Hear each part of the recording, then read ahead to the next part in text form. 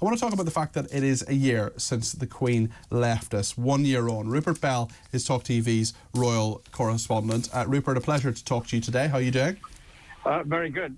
Basking in some lovely sunshine down at Cornbury Horse Trials, where indeed Sophie Wessex, rather the Duchess of Edinburgh as she now is, was making a private visit to enjoy a quiet day watching some horse sport. So she's been here. I've been here over the sort of 4 or 5 days. But yes, a lovely place to be on a spectacular September afternoon. I love a bit of Sophie Wessex. I think she is one of the best royals. She's low key. She just turns up, does the job. You know, she's a great mother to her kids. Or one of her daughters, Lily Louise, had a job at a garden centre, a proper summer job, learning the value of work and so on. And actually, when you think about Sophie Wessex, she was now the Duchess of Edinburgh. She was someone who really, she spoke to the media very, very briefly, but she was so close to the Queen, and she, of course, will be having many fond memories, but also, I'm sure, missing her dearly beloved mother-in-law today. No doubt about it. But, you know, and obviously here, low-key, came round here. But, you know, in a way, many part of the royal family as a whole are trying to make it relatively low-key. Of course, we've seen today in Scotland the church service for the families, the King and the Queen and other members who are up there. And we've seen people coming out to offer their support for the royal family. We've seen that in Wales with the Prince and Princess of Wales going to St David's. Lots of people out on the streets to welcome them, as people do remember the Queen in different ways. But the royal family are pains to say it's very much business as usual. We're getting on, but quite rightly, like any family would want to do, they're using it as a chance just to reflect a year on. And yet you think, what a crazy year it's been, because you think, just a year and 2 days ago, we saw the Queen alive for the last time when she was greeting Liz Truss. And you, as a political correspondent for this station, I mean, you've had your work cut out, like more than most, because so much has happened on the political front.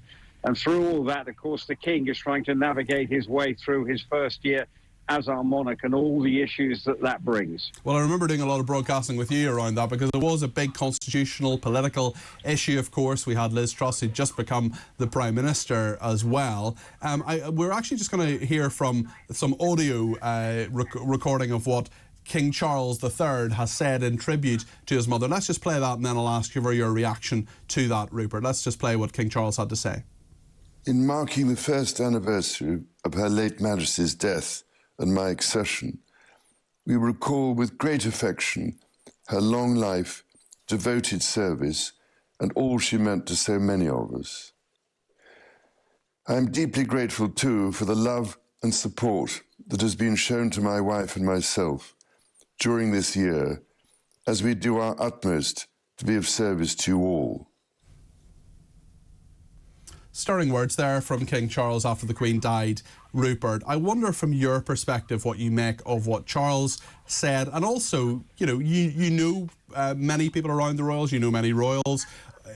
Has your view of the Queen changed over the last year since she died?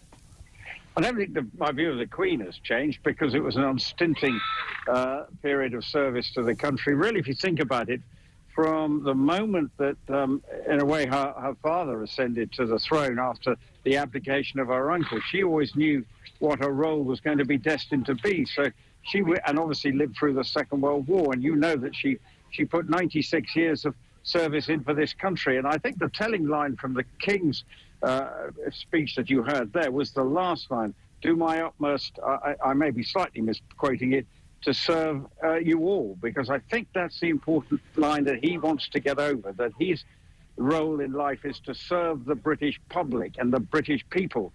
And he thinks he wants to be the monarch to all. And he knows that that was the Queen's mantra, and he has to continue that and be seen to be doing that.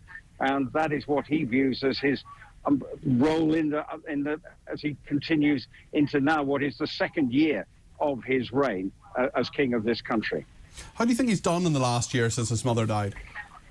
I think steady as you go. Look, he's had to navigate some family issues, as we know, the Harry and Meghan fallout, the Duke of York, the issues surrounding that. But in terms of how he's played it constitutionally, there's nothing that he's done to rock the boat there, I would suggest. And that's what he's got to do. And as you know, he's going to Paris and France for that state visit that had to be called off earlier in this year after the domestic issues in France. And that'll be a test. But he's actually, and I think it's quite significant, he's actually been asked to speak within the Parliament. His mother never got that. And he is a Francophile. So it will be interesting how that helps to smooth over all the issues, because it is the soft politics of the monarch that is so important to the status of this country. And it gives an opportunity to quietly go about the business behind the scenes. And yes, part of that might be trying to see to encourage the French government. I don't know. I'm way out of my pay grade here, but to do more on the immigration issue, whatever is needed behind the scenes between the two countries. That kind of whole idea of soft power as well, Rupert, rather than simply demanding things, and that's a very, very fair point. How's his French? Can he speak French well? I think it's pretty good, actually. So I think part of it will be delivered in French. It might be sort of, franglais. I don't know whether it's quite franglais, but he will sort of, I think, do parts of it in French. And look, he did part of it in German, if I'm not mistaken, when he went to Germany. So he can speak other languages, which is not a great strength of the British people. I don't remember it happening at the time because I wasn't alive, but when Ted Heath, as Prime Minister, spoke in French, it was with a very strong English accent. I wonder, we reflected a few days ago on the fact that it was 22 years since Diana died.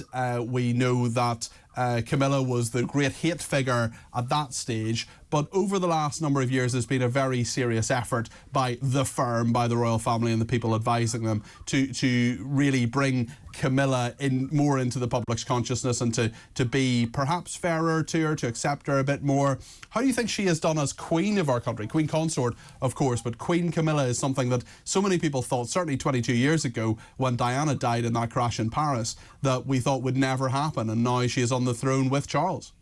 And I think she's got on with the job in hand. She's a no-nonsense lady. Look, she knows she's not going to be universally popular with everyone, but the palace PR machine has been working for a long time to get her into the position she is, and even quite clearly in the clip you heard of the King speaking there, he is referencing his queen, his wife, and the support that she has given him, and she knows it's vital because she is able to keep his sort of traits that get a little bit out of hand, and one of the things he's sort of known for, she is there as a way of easing the burden on him and making sure that he does remain on the straight and narrow, as it were. She is a hugely positive influence, and it has been a success story as far as the PR machine, because I think most people just accept it, that it's one of those things. Yes, it's complicated, and we know that the situation is always being analysed, particularly with Harry and the problems that he's had with his, from the death of his mother and all the fallout of that. And as part of, he says part of some of the problems that he's experienced, and obviously about his stepmother as well. So it's a very complicated set of circumstances. But I think you have to give her a pretty good thumbs up for the way she's been there to help the king navigate through a first year that has, of course, will always have a blip along the way. Rupert, thank you. Rupert Bell, TalkTV's royal correspondent there. Thank you very, very much indeed to Rupert. We'll